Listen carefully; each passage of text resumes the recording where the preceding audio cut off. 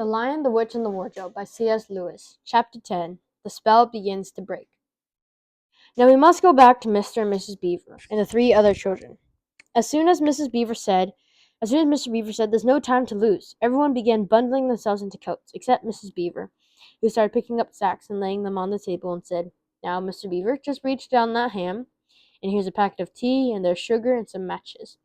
And if somebody will get 2 or 3 loaves out of the crock over there in the corner." "What are you doing, Mrs. Beaver?" exclaimed Susan. "Packing a load for each of us, dearie," said Mrs. Beaver very coolly. "You didn't think we'd set out on a journey with nothing to eat, did you?" "But we haven't time," said Susan, buttoning the collar of her coat. "She may be here any minute." "That's what I say," chimed in Mr. Beaver. "Get along with you all," said his wife. "Think it over, Mr. Beaver. She can't be here for a quarter of an hour at least."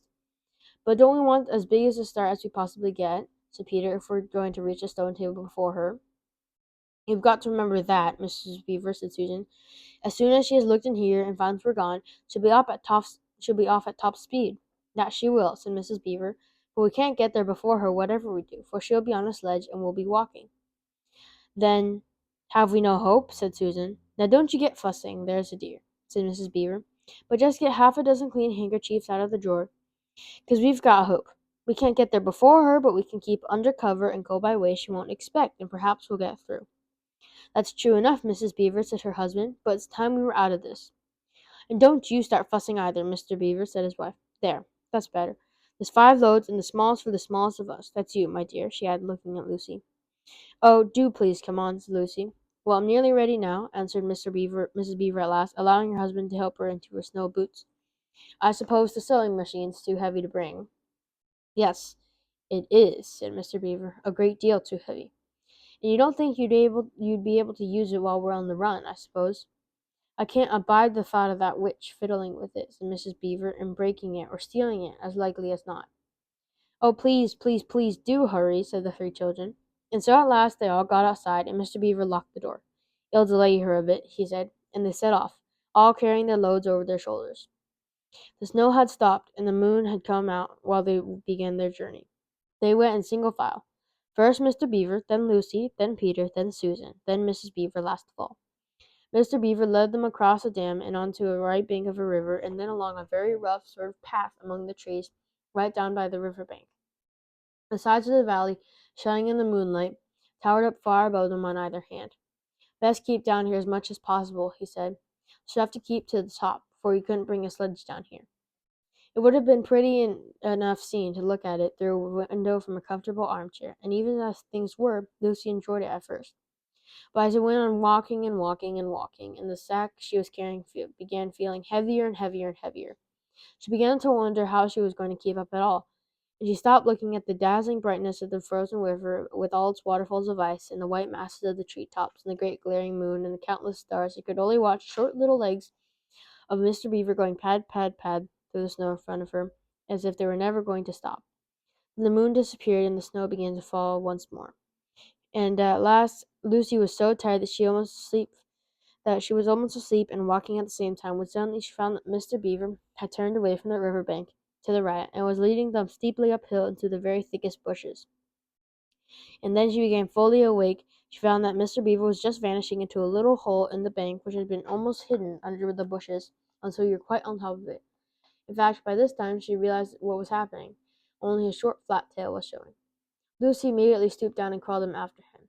Then she heard noises of scrambling and puffing and panting behind her. In a moment all 5 of them were inside. "Whatever is this?" said Peter's voice, sounding tired and pale in the darkness. "I hope you know what I mean by a voice sounding pale." "It's an old hiding place for beavers in bad times," said Mr. Beaver, "and a great secret. It's not much of a place, but we must get a few hours' sleep. If you hadn't all been in such a plaguey fuss when we were starting, I would have brought some pillows," said Mrs. Beaver. It wasn't nearly such a nice cave as Mr. Tumnus's, Lucy thought. Just a hole in the ground, but dry and earthy. It was very small, so that when they all laid together, they were a bundle of clothes together. And what with that being warmed up by the long walk, they were really rather snug. If only the floor of the cave had been a little smoother. Then Mrs. Beaver handed round in the dark a little flask out of which everyone drank something. It made one cough and splutter a little and stung the throat, but also made you feel deliciously warm after you swallowed it, and everyone went straight to sleep. It seemed to Lucy only the next minute, though it was hours and hours later, when she woke up feeling a little cold and dreadfully stiff, and thinking how she would like a hot bath.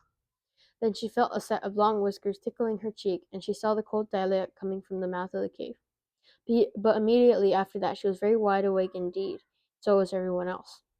In fact, they were all sitting up with their mouths and eyes wide open, listening to a sound which was the very sound they'd all been thinking of, and sometimes imagining they heard during their walk last night. It was the sound of jingling bells. Mr. Beaver was out of the cave in a flash the moment he heard it. Perhaps you think, as Lucy thought, this was a very silly thing to do, but it was really a very sensible one. He knew he could scramble to the top of the bank among bushes and brambles without being seen, and he wanted, above all things, to see which way the witch's sledge went. The others all sat in a cave, waiting and wondering. They waited nearly 5 minutes. Then they heard something that frightened them very much. They heard voices. Oh, thought Lucy, he has been seen. She's got her. She's got him. Great was their surprise when a little later they heard Mr. Beaver's voice calling to them from just outside the cave. It's all right, he was shouting. Come out, Mrs. Beaver. Come out, sons and daughters of Adam. It's all right. It isn't her. This was bad grammar, of course, but that is how beavers talk when they are excited. I mean, in Narnia, in our world, they usually don't talk at all. So Mrs. Beaver and the children came bundling out of the cave, all blinking in the daylight, and with earth all over them, and looking very frosty and unbrushed and uncombed, and with the sleep in their eyes. Come on, cried Mr. Beaver, who was almost dancing with delight. Come and see. This is a nasty knock for the witch. It looks as if her power is already crumbling. What do you mean, Mr. Beaver? Panted Peter, as they all scrambled up the steep bank of the valley together. Didn't I tell you, asked Mr. Beaver, that she is made it winter, never Christmas? Didn't I tell you? Well, just come and see. And then they were all at the top and did see. It was a sledge, and it was reindeer with bells on their harness. But they were far bigger than the witch's reindeer, and they were not white, but brown. And on the sledge sat a person whom everyone knew the moment they set eyes on him.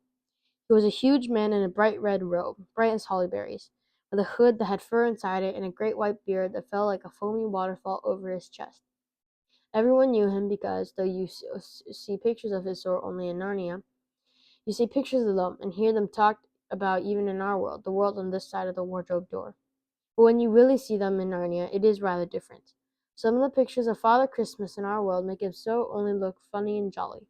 But now that the children actually stood looking at him, they didn't find it quite like that. He was so big, so glad, and so real that they all became quite still. They felt very glad, but also solemn. I've come at last, said he. She has kept me out for a long time, but I've gotten at last. Aslan is on the move. The witch's magic is weakening. And Lucy felt running through her that deep shiver of gladness which you only got if you are being solemn and still. And now, said Father Christmas, for your presents. There is a new and better sewing machine for you, Mrs. Beaver. I will drop it in your house as I pass. If you please, sir, said Mrs. Beaver, making a curtsy, it's locked up. Locks and bolts make no difference to me, said Father Christmas. And as for you, Mr. Beaver, when you get home you will find your dam finished and mended, and all the leaks stopped, and a new sluice gate fitted. Mr. Beaver was so pleased that he opened his mouth very wide, and then found he couldn't say anything at all. Peter, Adam's son, said Father Christmas. Here, sir, said Peter. These are your presents, was the answer, and they are tools, not toys. The time to use them is perhaps near at hand. Bear them well.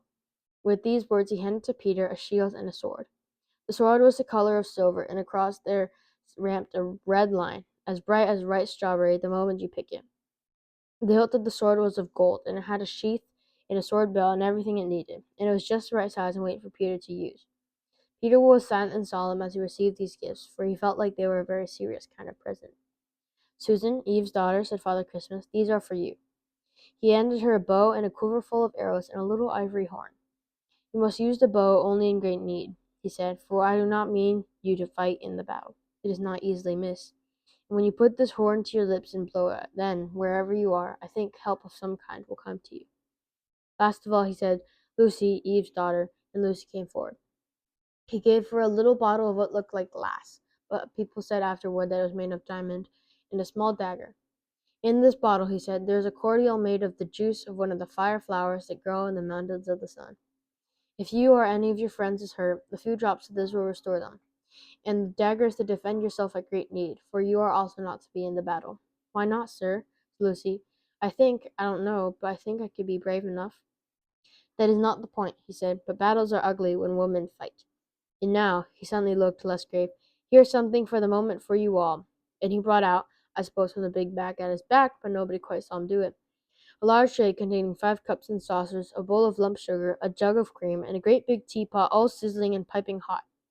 Then he cried out, "Merry Christmas! Long live the true king!" And he cracked his whip, and he and the reindeer and the sledge and all were out of sight before anyone realized that they had started.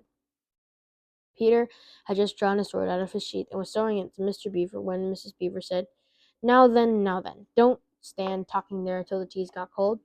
Just like men. Come and help me carry the tray down and we'll have breakfast." What a mercy I thought of bringing that bread knife.